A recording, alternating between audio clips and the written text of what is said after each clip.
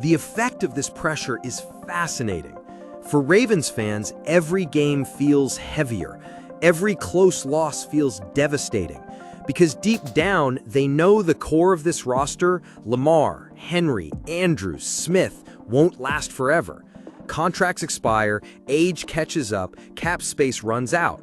Teams can only keep their windows open for so long.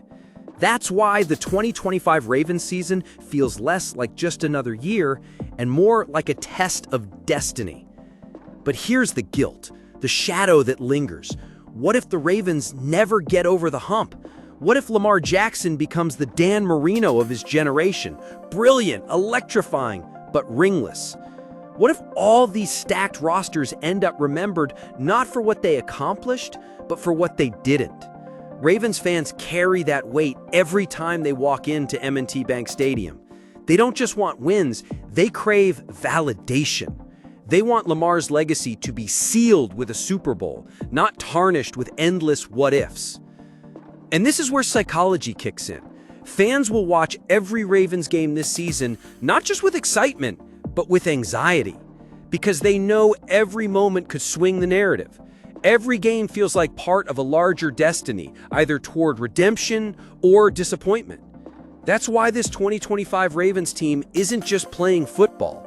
They're carrying the burden of expectation, the fear of wasted potential, and the hope of a city that believes in them. So the magical question remains. If not now, when? For Lamar, for Harbaugh, for Baltimore, it's now or never.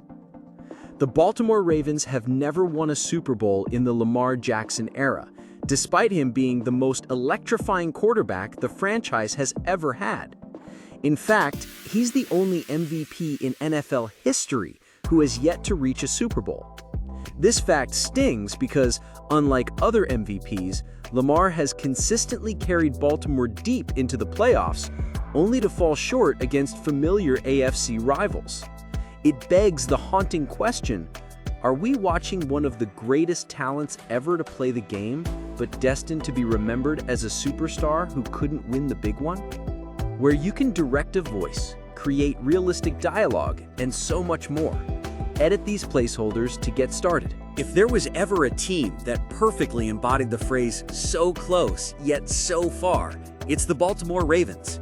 For years, the Ravens have been one of the most respected organizations in football. Tough, disciplined, and built on defense, culture, and pride.